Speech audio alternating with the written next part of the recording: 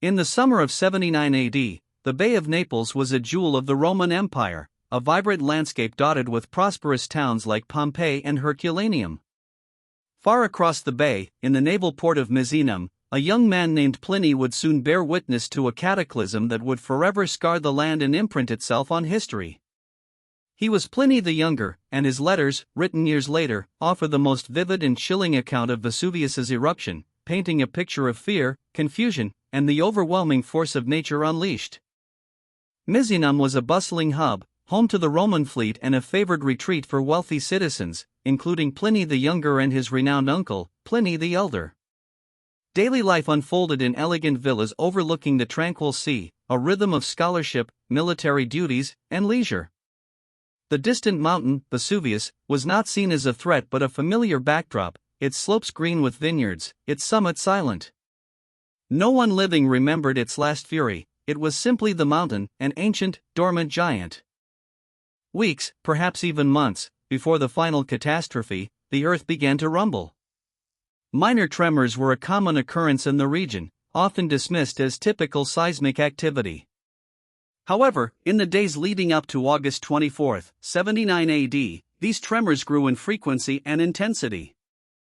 They were a subtle, unsettling prelude, a growing tension beneath the surface that few recognized as a warning.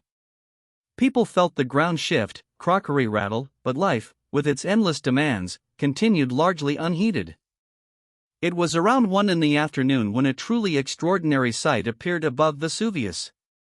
Pliny the Younger, then a teenager, watched from Misenum as a cloud, unlike any he had ever seen, began to rise from the mountain. His uncle, Pliny the Elder, a renowned scholar and natural philosopher, was immediately struck by its peculiar shape and immense size. It resembled a pine tree, he wrote, with a very long trunk, which then spread out into branches, propelled upwards by a violent blast. Pliny the Elder, a man driven by insatiable scientific curiosity, immediately saw an opportunity. Not merely a spectacle, but a phenomenon demanding investigation. He ordered a light vessel to be prepared, intending to get a closer look, to observe and record this unprecedented event. But his purpose was not purely academic. As commander of the fleet, he also received urgent messages from friends trapped near the mountain, pleading for rescue. His scientific drive merged with a profound sense of duty, compelling him towards the danger. While Pliny the Elder embarked on his fateful journey across the bay, Pliny the Younger remained in Misenum with his mother. From their distant vantage point, the scale of the disaster unfolding became terrifyingly apparent. The elder Pliny's ship sailed directly into the heart of the growing cataclysm, navigating through falling ash and increasingly violent tremors. His intention was to rescue, to reassure those in panic, and to observe. He was a beacon of calm amidst the burgeoning chaos, unaware of the personal cost. Back in Misenum, the initial spectacle gave way to a palpable threat. By late afternoon, ash began to fall, first as a fine dust, then growing thicker, resembling snow. It coated everything, rooftops, trees, the faces of people. The light faded, slowly but surely, until it was an eerie twilight, even at noon. This wasn't merely dust, it was pulverized rock, glass, and minerals, fragments from the heart of Vesuvius. The air grew heavy, difficult to breathe, signaling a change from distant observation to immediate danger. As the ash intensified and darkness deepened, fear gripped the inhabitants of Misenum. The ground continued to heave violently, and buildings, already weakened by previous tremors, groaned and swayed. Pliny the Younger described the terrifying decision to flee the city, to escape the collapsing structures. The streets became a torrent of humanity, a desperate scramble for safety. Some prayed, others cried out in despair, believing the end of the world had come. Every step was uncertain, every breath laden with terror. Then came the ultimate terror, total darkness. Not the darkness of a moonless night, but a thick, suffocating blackness, far denser than any cloud. It was a darkness, Pliny wrote, like that of a closed room without a lamp. People stumbled, disoriented, unable to see their hands before their faces. The only illumination came from occasional flashes of lightning, not from the sky, but from within the volcanic cloud itself, tearing through the impenetrable gloom. It was a sensory assault, a complete subjugation to nature's wrath. While Pliny the Younger experienced the ash-fall and darkness from Misenum, closer to the volcano, the situation was far more deadly. Pompeii was bombarded by a continuous hail of pumice, lightweight, porous volcanic rock. This accumulated rapidly, burying streets and homes. Then, the most lethal phase began: pyroclastic flows. These superheated currents of gas, ash, and rock, moving at hundreds of kilometers per hour, swept down the mountainside, incinerating everything in their path. They were unstoppable, consuming all life in seconds. Pompeii and Herculaneum were directly in the path of Vesuvius's wrath. Pompeii was quickly buried under meters of pumice and ash, its inhabitants entombed where they fell, choked by fumes, or crushed by collapsing roofs. Herculaneum, though initially spared the heavy ash, was later obliterated by a series of searing pyroclastic flows that carbonized organic material instantly.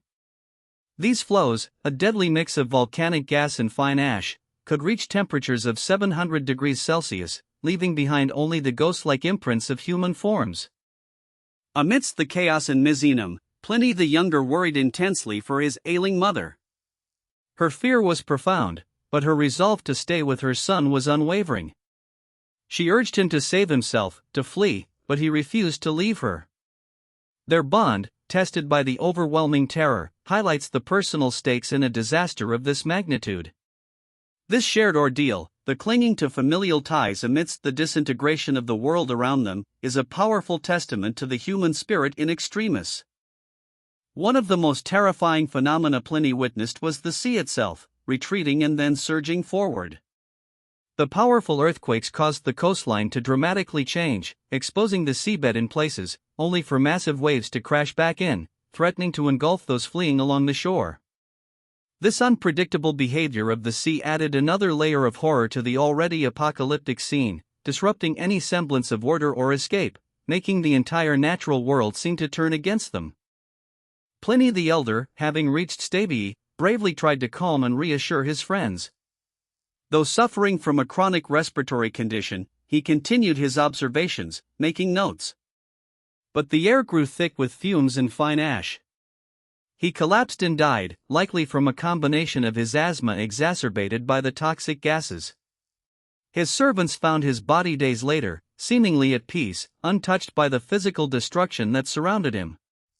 He perished not from the direct force of the eruption, but from its insidious after-effects, a martyr to science and duty. After what seemed an eternity, the terrifying darkness finally began to recede. The sun, a weak, diluted presence, struggled to pierce through the remaining haze. Pliny and his mother ventured out, finding Misenum transformed. A thick blanket of ash covered everything, dulling colors, muting sounds. The landscape was unrecognizable, scarred and silent, a stark white canvas of destruction.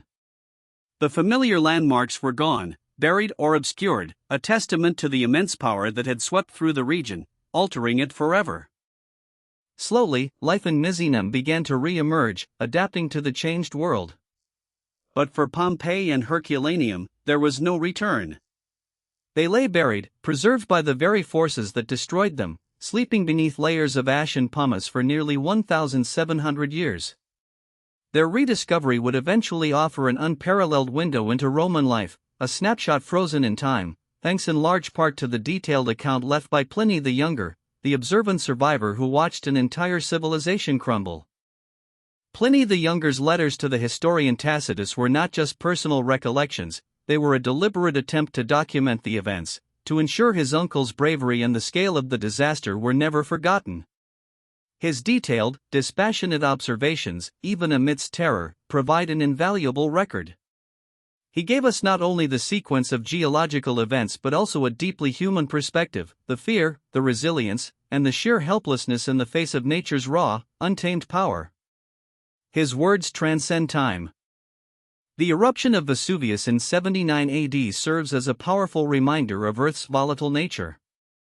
The colossal column of ash, the rain of pumice, and the terrifying pyroclastic flows were not isolated events but a sequence driven by immense geological forces. Scientists today study Vesuvius, one of the world's most dangerous volcanoes, using Pliny's accounts to understand its past behavior. The Plinian eruption type, named in honor of Pliny the Elder, describes these violent, explosive events that propel columns of gas and ash high into the stratosphere. The story of Pompeii and Herculaneum is more than just an archaeological marvel, it's a profound human narrative. Through Pliny the Younger's letters, we are transported back to those terrifying final hours, feeling the tremors, seeing the darkness, and understanding the desperate struggle for survival. It reminds us of the fragility of human existence and the enduring power of nature. His words ensure that the Roman who watched Pompeii die continues to tell its story, an eternal echo of the day the world changed forever.